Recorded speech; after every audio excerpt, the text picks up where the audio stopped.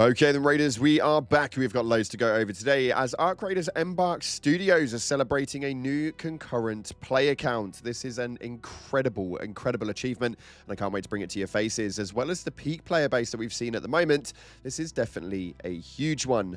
On top of that, we're also going to be talking about the duos listing, as there has been some feedback with regards to that one, and our community manager has actually responded to it, as well as some resets to the weekly trials. And this game has actually beaten so many Steam records so that you have no idea. So we're going to break everything down for you guys today.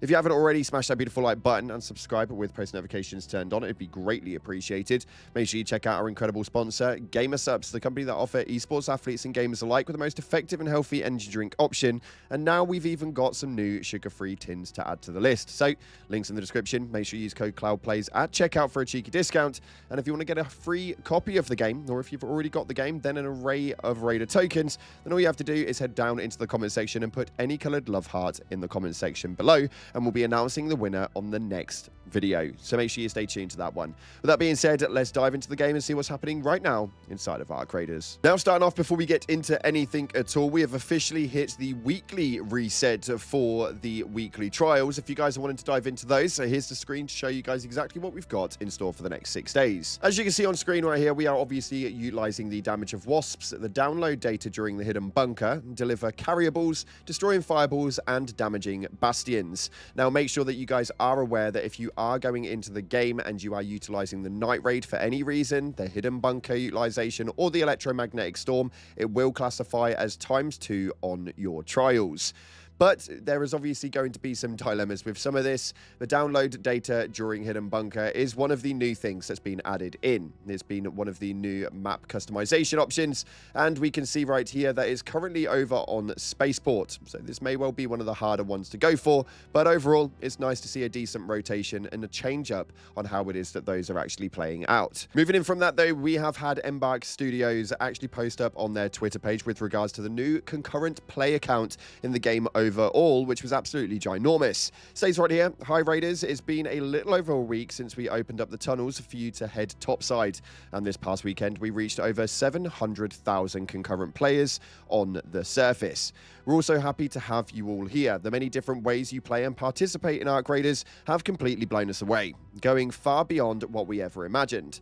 You surprised us, you outsmarted us, and you kept us on our toes. We wouldn't have it any other way. The point being, you all push us to be better, and we're truly grateful to have you along this journey. With love, the Arc Raiders team. 700,000 concurrent Raiders on the game is absolutely insane. We obviously knew that the peak player count ran up to over 460,000 just on Steam alone. So seeing that the numbers have actually bumped up over on Sony and on Xbox is absolutely astonishing. The percentages were running quite low anyway, with PlayStation and Xbox making an equivalent to about 25 to 30% of the total player base, which shocked me to say the least, but apparently those numbers are now slightly rising. Moving forward from that though, a lot of you guys have been talking about wanting duos added to the queue system. Me, myself, I actually really agree with this. I generally do play doubles or with triples, and the doubles do make it a little bit harder because you're always against teams of 3. But somebody asked the question to our community manager, Embark Osen, and she stated that we may not respond to a lot of comments, but we do analyze the feedback. Now, obviously, this was not a direct response and an exact answer to it, but if it's one thing I've learned from community managers, is if that they're responding to it in any way, there is an inevitable reason as to why. It's likely that we'll see duos come in at some stage or another. Whether it'll be this side of 2025 or not, we'll have to wait and see. We may be looking into the new year before that eventually comes, but again, just complete speculation, nothing confirmed here. Moving on from that, though, a really cool piece of information coming from Scrappy, which is a very odd one that you guys may not have known about, but you can actually use bandages on downed players. This will pause the bleed out timer. So if you have got a teammate at your feet and you're still trying to continue the fight to make sure that you take them out before you bring them up, then you can utilize the bandages to do that one. Just a little 2 cents piece. Appreciate you, Scrappy. It was a good one. Link in the description for their Twitter page, because we have been utilizing a lot of what they've been bringing to the table. As well as this right here, according to the Steam charts, Arc Raiders has been the most watched game launch in 2025, beating big-budget AAA titles such as Battlefield 6 and even Elden Ring Night Rain.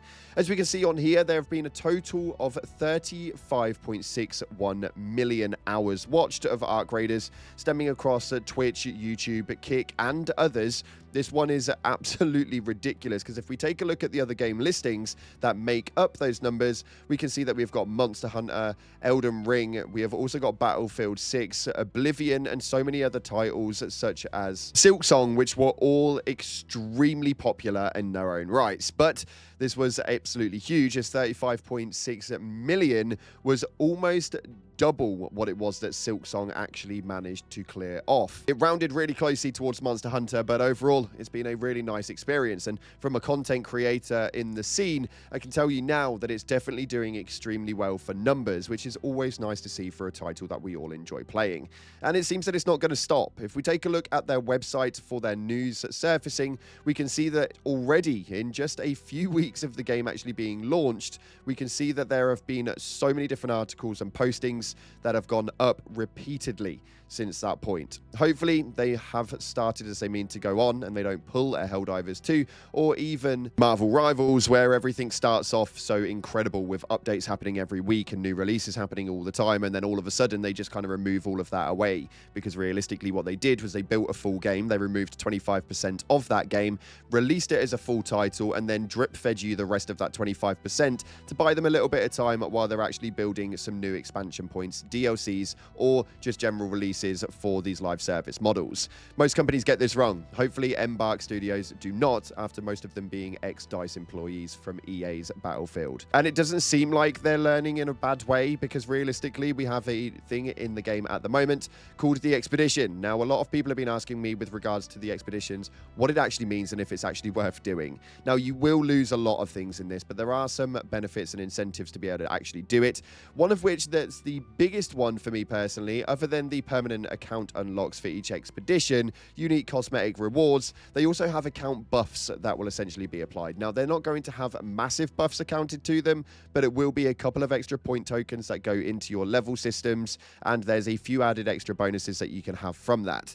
Obviously, you do have to restart the game, essentially, but you restart the game with everything unlocked. It's a really, really odd system, but it does seem to be working quite well, because you can't just go through and complete an expedition. You have to actually grind through the game, get all the parts. I've only really just started doing mine. It's quite fun being able to find the bits, and it also helps me offload a load of my stash. So if you want to do it for any reason, that's probably the biggest one as to why. But just to round things off, it does seem that the game is doing absolutely incredible things right now, and it's really nice to see that they are actually leaning into the right direction. With numbers consistently and concurrently going upwards, it doesn't seem like it's going to be a bad thing for the title, and it appears to me that we may only be on a upward trajectory, seeing where it will go next weekend and updates moving forward.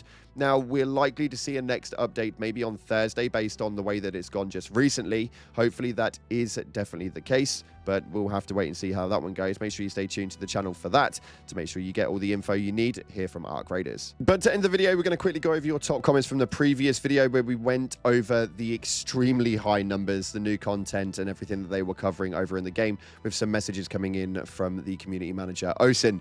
This one right here states that I've already put Helldivers and Battlefield 6 on hold for this epic game, and to be honest, I think I may just retire them, and as there is not enough time for 3 great games. Arc Raiders has won my heart. Now, I have seen the trend on this one going quite heavily at the moment. A lot of people who came from Helldivers or from Battlefield 6 seem to be retiring that game, for the least for now. I think that the way to look at those games is essentially that they are event-based, or at least more Helldivers 2 is definitely an event-based game. To be able to go back and visit it when a new patch update comes and then go back onto Arc Raiders is definitely not a bad idea, but Arc Raiders is one of those. It takes a lot of time. It's unfortunately one of those genres.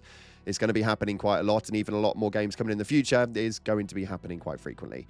This next one right here states 416,517 all-time peak 30 minutes ago. Now, obviously, a little while after that, it peaked substantially as it managed to rise over 460,000, which is definitely nice to see, and hopefully over the oncoming weeks, we see that number rise even further, as there are a lot of people in my DMs recently who have not even played the game and are asking me on my opinion on it. Yeah, I know. I wish they'd watch the channel as well.